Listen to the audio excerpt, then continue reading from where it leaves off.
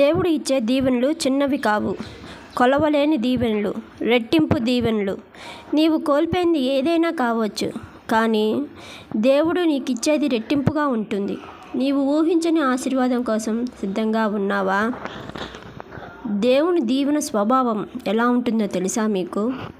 దేవుని దీవెన అంటే మనకు కావాల్సినవన్నీ మనకి దూరంగా ఉంటాయేమో అనిపిస్తుంది, కానీ దేవుడికి ప్రార్థన చేసినప్పుడు అవి మనకు ఎంతో దగ్గరగా ఉంటాయి. దేవుని దీవెన అంటే మనకు కావాల్సినవి మాత్రమే కాదు, మనకు సరిపోయేంత కన్నా ఎక్కువగా ఇచ్చే ఆశీర్వాదం. యోబు జీవితం చూడండి. అతడు కోల్పోయిన ప్రతిదానికి దేవుడు రెట్టింపు దీవెన ఇచ్చాడు.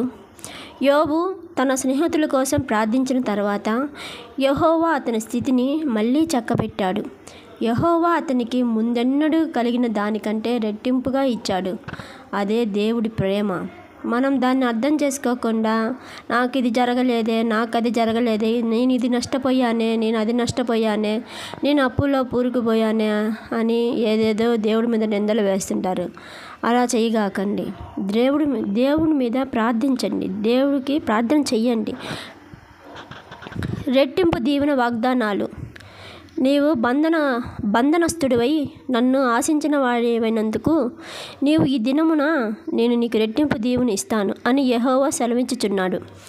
దేవుడు నీకు కోల్పోయిన గౌరవాన్ని, ఆనందాన్ని, ఆరోగ్యాన్ని, సంపదను, శాంతిని రెట్టింపుగా పునరుద్ధరించగలడు. నమ్మకం, నిరీక్షణ, శక్తి. దేవుని టైమింగ్ క్షణం కూడా ఆలస్యం ఉండదు.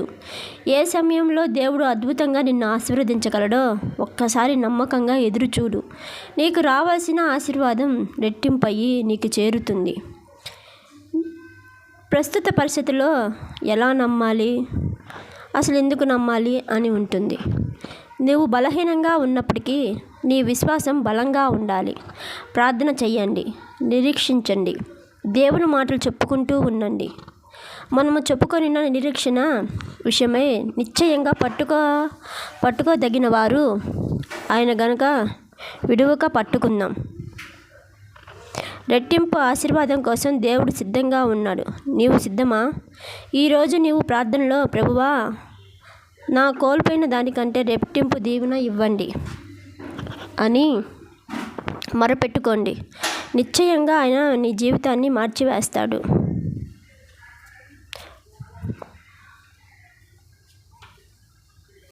3 గంటలకు చేసే ప్రార్థన చాలా విలువైంది, చాలా పవర్ఫుల్. వేకువజామున 3 గంటలకు అలారం పెట్టుకొని ప్రార్థించు.